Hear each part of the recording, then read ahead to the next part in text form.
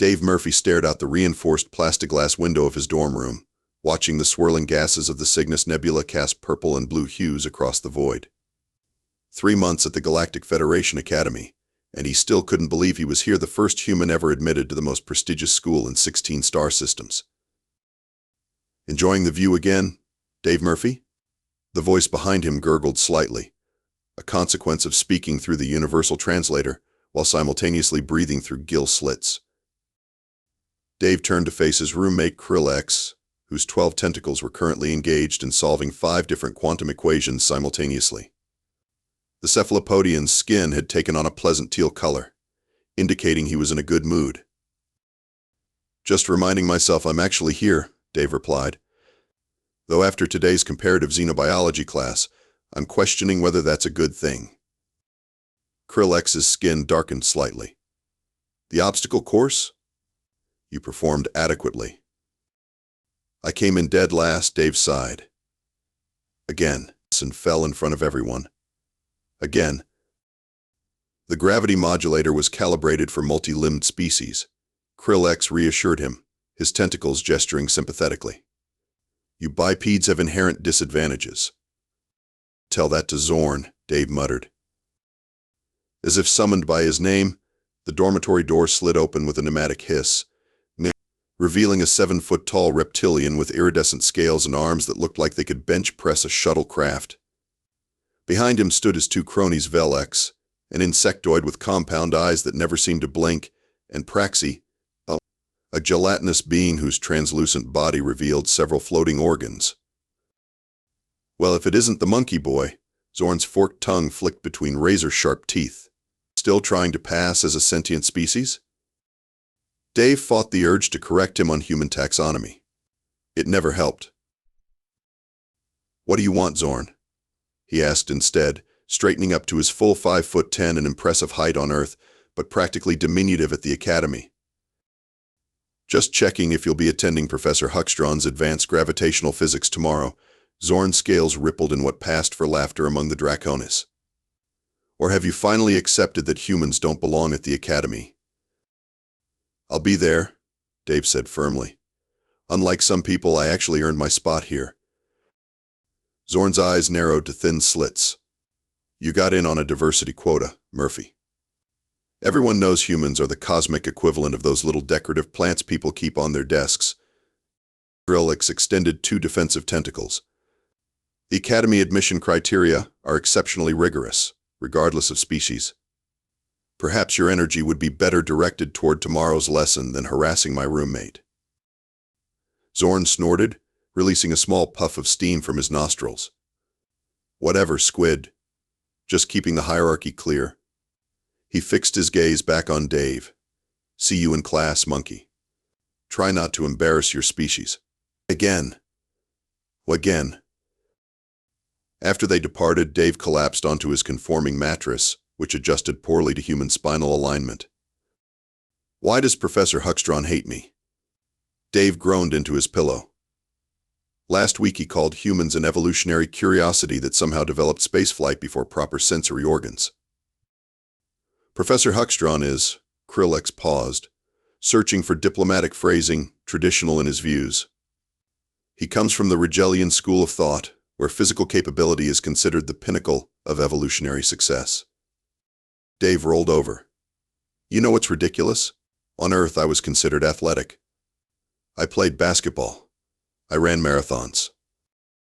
"What is basketball?" Krillex's head tilted in confusion. "A game where you try to throw a ball through a hoop. Using telekinesis?" "No, just hands." Krillex's skin color shifted to a puzzled mauve. "That sounds primitive." "Thanks," Dave replied dryly. "That's exactly what I needed to hear." The Academy's automated announcement system chimed. "Attention, students. Curfew in 30 minutes. Please return to your assigned dormitories." Dave sighed. Another day of being the universe's joke. Can't wait for tomorrow. Little did he know tomorrow would change everything, not just for him, but for the understanding of physics across the galaxy. The lecture hall of the Advanced Gravitational Physics class resembled an Earth amphitheater, if amphitheaters had anti-gravity seating and holographic displays that rendered equations in vibrant 3D. Dave slid into his seat, noting that, as usual, a small buffer zone of empty chairs surrounded him. Apparently, humans had a reputation for leaking moisture when stressed. Professor Huxtron floated to the center of the room.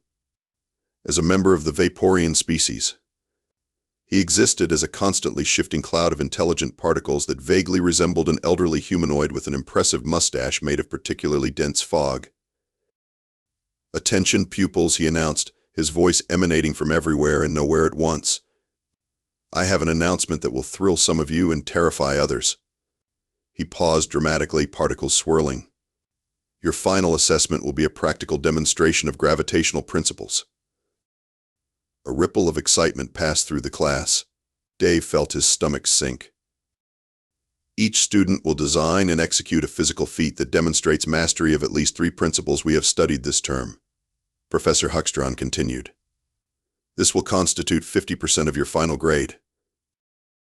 Zorn's scaled hand shot up.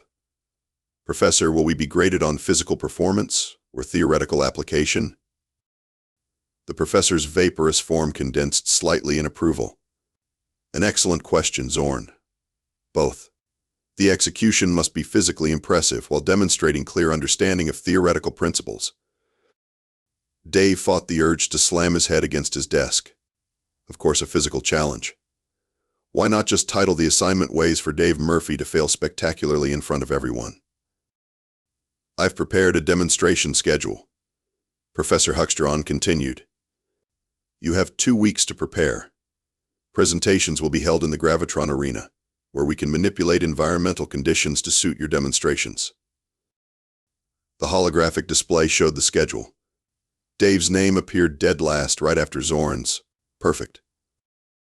As the class dispersed, students buzzing with excitement, Zorn shouldered past Dave with deliberate force. "Looking forward to your demonstration, Murphy," he hissed. "I hear humans have a talent for comedy.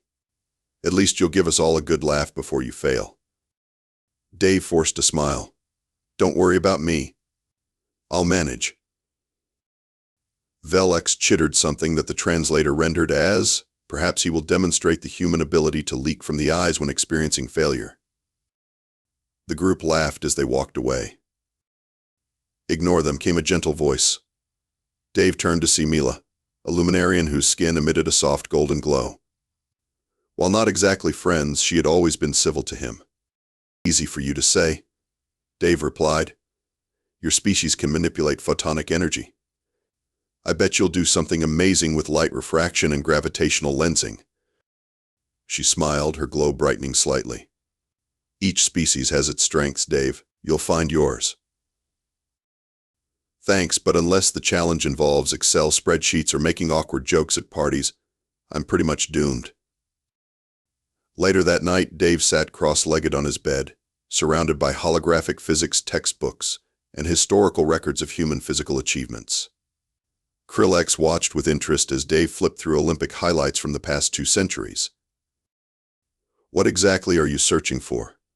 Krillex asked, tentacles curling with curiosity. "Inspiration," Dave muttered. "Some way for a pathetically weak human to impress a bunch of aliens who can bend reality with their minds or whatever." "Your species has accomplished much despite your limitations," Krillex offered supportively. "You constructed a planetary civilization without natural defenses or enhanced physical capabilities." Dave paused on footage of a pole vaulter clearing a bar set at over 6 meters. "That's it." "What's it?" "We don't have natural advantages, so we build tools," Dave said, a spark of excitement in his voice. "We don't have claws, so we built hammers. We can't fly, so we built planes." He gestured to the pole vaulter. "We can't jump high, so we created ways to launch ourselves." Krillex extended a tentacle to examine the footage more closely. "Mike Allen. Fascinating. You use rigid extensions to convert horizontal motion into vertical elevation." Dave nodded enthusiastically. "And that's just the beginning." For the first time since the assignment was announced, Dave felt a flicker of hope. If humans had one evolutionary advantage, it was their capacity for creative problem-solving. That night, as the space station's artificial lighting dimmed to simulate night, Dave had a revelation that would turn the Academy upside down quite literally. The Academy's historical archives were rarely visited by students. Why study the past when the future beckoned with shiny new theories and technologies? This made it the perfect place for Dave to conduct his research without unwanted attention. Computer, access all records on ancient human athletic achievements. Dave instructed the terminal. Focus on events involving gravitational manipulation. Searching. The system replied in a pleasant, disembodied voice. Results compiled: high jump, pole vault, gymnastics, diving, trampolining, parkour, cliff diving, bungee jumping, trapeze arts, ski jumping. Dave grinned. Perfect. Now cross-reference with basic principles of Newtonian physics and gravitational manipulation. For the next several days, Dave split his time between classes and the archives. He'd discovered something fascinating. While most advanced species had evolved natural abilities to manipulate their environments, they'd largely skipped the intermediate phase of tool usage that had defined human development. Their understanding of physics, while mathematically sophisticated, lacked the practical, hands-on experimentation that characterized Earth's scientific history. "You've missed 3 meals in 2 days, Krillex noted with concern as he found Dave sketching designs on their dorm room floor. "Is this project worth your health?" "Definitely," Dave replied without looking up. "I've found something, Krill. Something big." Krillex extended a curious tentacle toward Dave's drawings. "These appear to be primitive mechanical designs." "Exactly," Dave exclaimed. "The aliens here understand advanced theoretical physics, but they've never actually played with simple machines. They evolved past that stage too quickly." "And this helps you how?" Dave finally looked up, his eyes bright with excitement. "They've overlooked something fundamental, something so basic that no one's even thought to consider it." "Which is?" "You'll see," Dave replied with a mysterious smile. "But I need your help. Can you get me access to the fabrication lab? After hours?" Krillex's skin darkened to a concerned purple. "That would violate at least 3 Academy regulations. Or, actually, Dave corrected. But it's the only way I'll have a chance at this challenge." After a moment's hesitation, Krillex sighed. An impressive feat given his respiratory system. "Very well. But if we're caught, I'll claim you hypnotized me with your mysterious human mind powers." "Deal," Dave laughed. "And thanks." The next evening they snuck into the fabrication lab, where machines could create nearly anything from raw atomic materials. Dave uploaded his designs, modified from ancient human blueprints. "What is this contraption?" Krillex asked, watching as the fabricator constructed a series of metal components. "Something from Earth's history," Dave replied, with a few modifications. Their late-night activities didn't go entirely unnoticed. 3 days before the challenge, Zorn cornered Dave in the corridor outside the xenobiology lab. "Been spending a lot of time in the archives, monkey boy," he hissed. "Planning to impress us with some ancient human dance ritual?" Dave kept his expression neutral. "Just doing my research, Zorn. You should try it sometime." "I don't need research," Zorn flexed, his scales rippling impressively. "I've got natural talent. I hear you've been building something, though. Some pathetic human contraption?" "News travels fast," Dave remarked. "Just remember," Zorn leaned closer, his reptilian breath hot and sulfuric, "no machine can replace true physical superiority. You're going to fail, and everyone will finally realize humans don't belong here." As Zorn stalked away, Dave muttered under his breath, "We'll see about that." The night before the challenge, Dave and Krillex made one final trip to the fabrication lab to complete the mysterious device. As they carried the components back to their dorm room, covered in sheets to hide them from curious eyes, Dave felt a mix of nervousness and exhilaration. "Do you really think this will work?" Krillex asked. "It has to," Dave replied. "Because if it doesn't, I might as well pack my bags and book the first transport back to Earth." Back in their room, Dave assembled the final pieces, making minute adjustments and testing the mechanism repeatedly.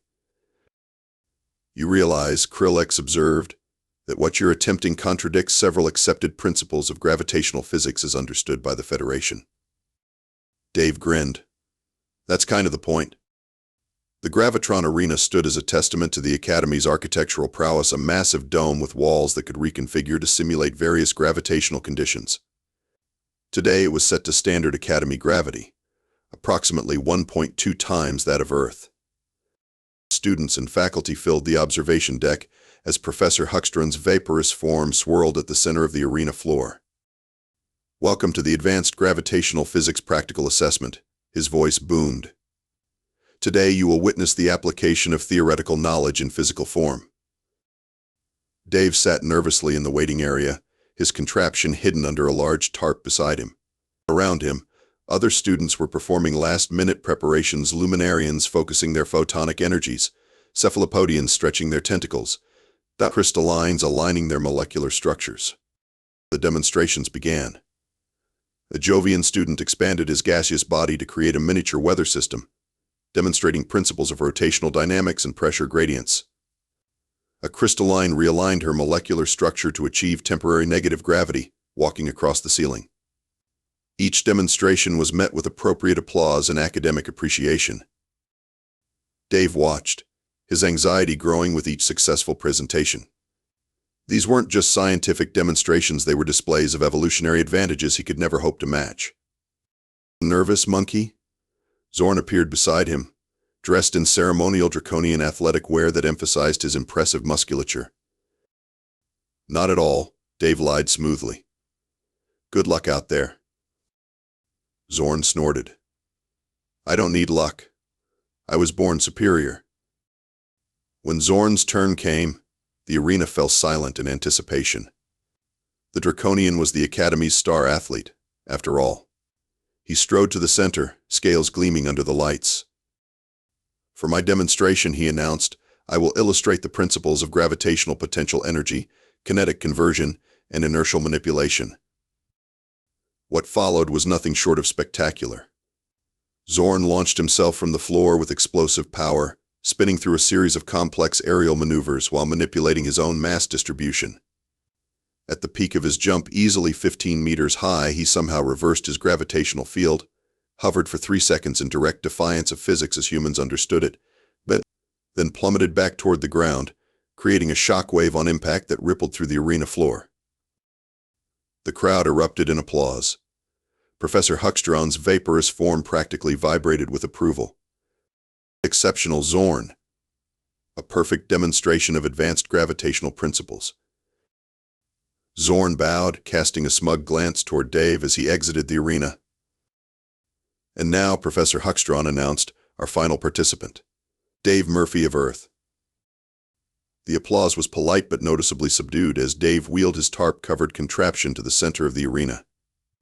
He could hear murmurs and a few snickers from the audience. "For my demonstration," Dave began, trying to keep his voice steady, "I will be illustrating 3 principles: conservation of energy, gravitational potential energy." And he paused for effect, the overlooked principle of mechanical advantage applied to gravitational fields. He pulled away the tarp, revealing what appeared to the alien audience to be a baffling arrangement of metal poles, springs, and a flexible platform. There was a collective murmur of confusion.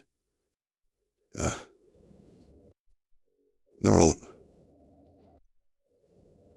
they were on me." "This," Dave announced proudly, "is called a pole vault combined with a trampoline, a hybrid of 2 ancient human sports." Professor Huckstron's vaporous form condensed slightly in what Dave had come to recognize as a frown.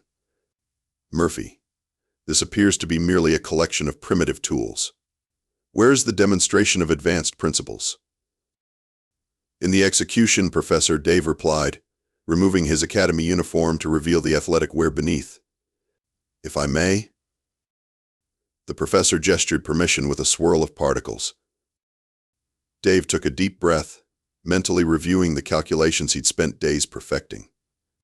What he was about to attempt had never been done before, not on Earth, and certainly not in the higher gravity of the Academy. Is he going to hurt himself with those sticks? Someone whispered loudly enough for the translator to pick up. Dave ignored them, walking back to create sufficient distance for his run-up. He gripped the carbon fiber pole fabricated to his exact specifications and focused on the task ahead. Then he ran. Dave sprinted toward the apparatus, his heart pounding in rhythm with his footfalls. To the alien observers, he appeared painfully slow compared to the previous demonstrations, just a bipedal creature running with a stick. Nothing impressive. Until he planted the pole. In one fluid motion, Dave jammed the pole into the launching box and let physics take over.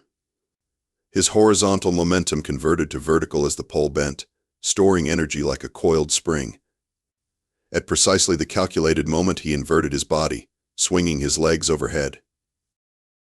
The pole straightened explosively, catapulting him upward. As he cleared what would have been the bar in traditional pole vaulting, he released the pole and executed a perfect mid-air transition, positioning himself to land on the trampoline component of his apparatus. The audience watched in confused silence. By their standards, he'd achieved maybe 4 meters of height, unimpressive compared to Zorn's 15-meter leap. But Dave wasn't finished. He hit the trampoline surface, which compressed under his weight, storing the kinetic energy of his fall. In the split second before rebound, Dave adjusted his body position to optimize the upward thrust. The trampoline launched him skyward with twice the force of his initial vault. 8 meters up now, better, but still not remarkable by alien standards. That's when he deployed his secret weapon. At the apex of his trampoline bounce, Dave activated the gravitic modulator he'd secretly integrated into his suit, a small device borrowed from the physics lab and reprogrammed based on his research. It didn't make him lighter, as the aliens might have done. Instead, it created a localized field that momentarily altered the directional pull of gravity. Combined with his precisely calculated momentum and trajectory, the effect was spectacular. Dave shot upward at an impossible angle, corkscrewing through the air in defiance of every expectation. 10 meters, 15 meters, 20 meters. The audience gasped collectively as Dave Murphy, the weak human, soared higher than any of the previous demonstrators, higher even than Zorn's impressive leap. Professor Huckstron's particle cloud expanded in shock. Impossible, he exclaimed. The energy requirements, the gravitational constants, he can't possibly. But Dave could, and Dave did. At the peak of his ascent, a staggering 25 meters above the arena floor, he activated the second function of his modulator. The device created a momentary gravity well above him, pulling him into an inverted hover that lasted 5 seconds, 2 seconds longer than Zorn's. The arena fell into stunned silence. For his descent, Dave deactivated the modulator and relied purely on classical physics. His body arched gracefully downward, performing a series of aerial maneuvers that, while perhaps less flashy than Zorn's, demonstrated a perfect understanding of momentum conservation and rotational inertia. He landed precisely on the trampoline again, absorbing the impact and bleeding off momentum through a carefully controlled bounce sequence before stepping gracefully onto the arena floor. For several heartbeats, nobody moved. Nobody spoke. The collective academics of the most prestigious institution in 16 star systems tried to process what they had just witnessed. Professor Huckstron was the first to break the silence, his vaporous form condensing and expanding rapidly in agitation. "Murphy," he said finally, "explain yourself." Dave bowed slightly. "As I stated, Professor, I demonstrated 3 principles. Conservation of energy through the transfer of momentum from horizontal to vertical motion via the pole. Gravitational potential energy through the trampolining effect. And finally, the principle of mechanical advantage applied to gravitational fields." "But your device," the professor insisted, floating closer to inspect it. "It's so primitive." "That's the point, Professor," Dave replied. "Humans didn't evolve natural abilities to manipulate our environment. We had to understand it instead. My demonstration proves that pure understanding can outperform natural ability." Zorn pushed his way to the front of the now murmuring crowd. He cheated. He used a gravitic modulator. which is simply another tool, Dave countered calmly. No different than you using your evolved ability to alter your mass distribution. The assignment was to demonstrate mastery of gravitational principles, not to rely solely on biological advantages. Professor Huckstron's particles swirled thoughtfully. The human makes a valid point. His demonstration did indeed illustrate advanced understanding of the principles in question. But Professor, Zorn protested, scales flushing a dark crimson, he's just a human. A human, the professor replied, who just demonstrated a more comprehensive understanding of gravitational manipulation than any student in my 40 years of teaching. His particle cloud expanded slightly in what might have been a smile. Sometimes, Mr. Murphy, limitations can be the mother of innovation. The arena erupted in applause, hesitant at first, then growing to a thunderous ovation. Dave stood in the center, breathing hard from his exertion but smiling broadly. For the first time since arriving at the academy, he wasn't being applauded out of pity or politeness. He had earned their respect and broken a few laws of physics along the way. News of Dave Murphy's gravitational feat spread through the academy faster than a quantum transmission. Within hours, the demonstration was being discussed in every dormitory, cafeteria, and laboratory. By the following morning, professors were already incorporating the Murphy method into their lectures. Dave entered the dining hall for breakfast to find something unprecedented: aliens wanting to sit with him. The buffer zone of empty chairs that had previously surrounded him was gone, replaced by curious students eager to learn more about human ingenuity. Is it true humans invented over 5,000 ways to manipulate gravity before developing space travel? Asked an eager Luminarian student. Well, not exactly, Dave replied, somewhat bemused by the exaggeration. Though we did create a lot of sports that played with gravity. And you did this without evolutionary adaptations? A crystalline student's facets sparkled with interest. Just thinking about it?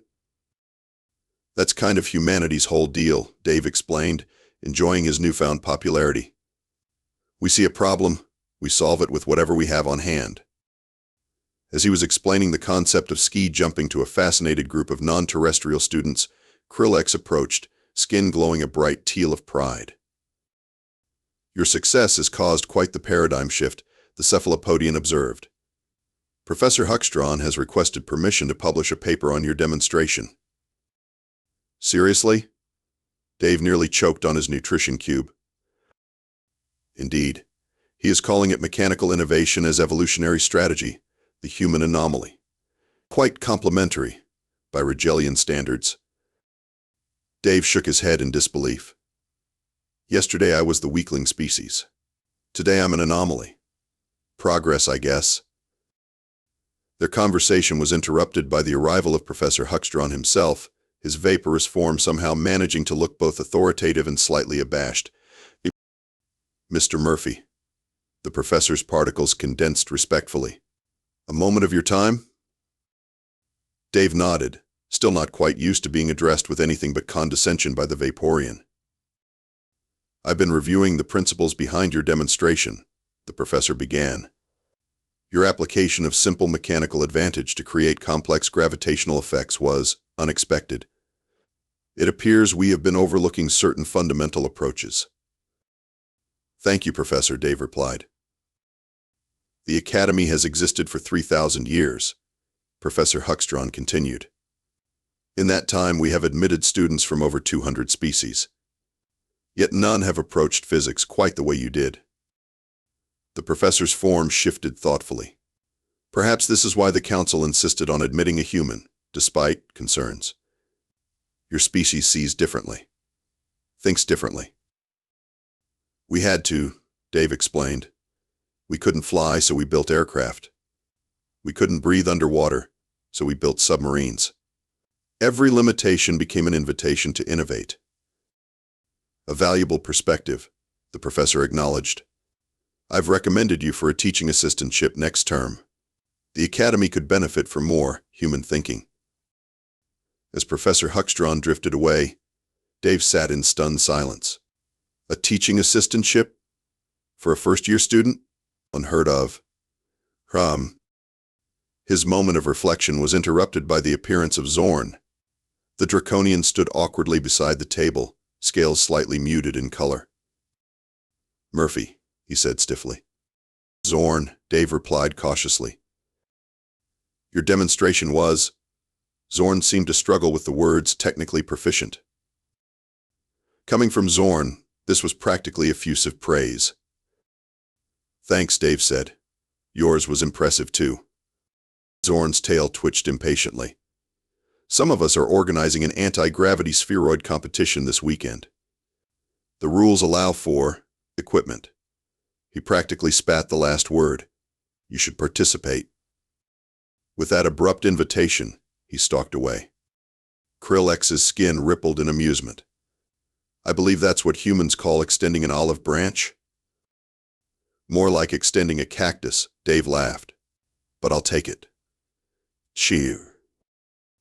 In the weeks that followed, Dave found himself in the unprecedented position of being sought after by both students and faculty. His unique approach to problem-solving had triggered a wave of interest in human methodologies. The Academy Library reported a 3,000% increase in requests for Earth scientific and athletic history. During the end-of-term assembly, the Academy Chancellor herself recognized Dave's contribution. "Throughout galactic history," the ancient celestial announced, her voice resonating through the Great Hall, "advanced species have often dismissed younger civilizations as primitive or underdeveloped.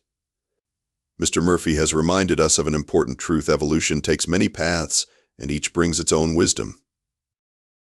As the assembly concluded, Dave found himself surrounded by a group of first-year students from various species.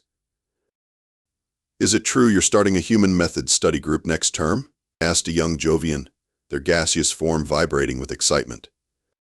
"Word travels fast around here," Dave smiled. "Yes, Professor Huckstrom thought it might be valuable to share some primitive human approaches to physics." "Can we join?" The question came from several students simultaneously. "Of course," Dave replied. "First lesson. Sometimes the simplest solution is the best one." Later that evening, Dave stood at the same window where our story began, gazing out at the nebula. Krillex joined him, tentacles moving gracefully as he manipulated a complex 3D model of Dave's pole vault trampoline hybrid. "I've been thinking," the cephalopodian said, "about what you told the professor. About limitations driving innovation." "What about it?" "My species evolved 12 tentacles capable of performing complex tasks simultaneously. It's considered our evolutionary advantage." "And?" Dave prompted. "And I've been wondering what innovations we might have created if we'd had fewer appendages. What problems we might have solved differently." Krillex's skin took on a contemplative blue hue. "Perhaps having too many advantages can be a limitation of its own." Dave smiled. "That might be the most human thing I've ever heard you say." As they stood watching the cosmos swirl beyond the window, Dave reflected on his journey. He had arrived at the Academy feeling like an evolutionary footnote in the grand story of the galaxy. Now he understood that humanity's greatest strength wasn't in what they could naturally do, but in how they approached what they couldn't. The next day, Dave received a transmission from Earth. His application to extend his studies at the Academy had been approved. Attached was a personal note from the human ambassador. "The Council reports unprecedented interest in human exchange students. Apparently someone has been making quite an impression. Keep breaking physics, Dave." And that's exactly what he intended to do.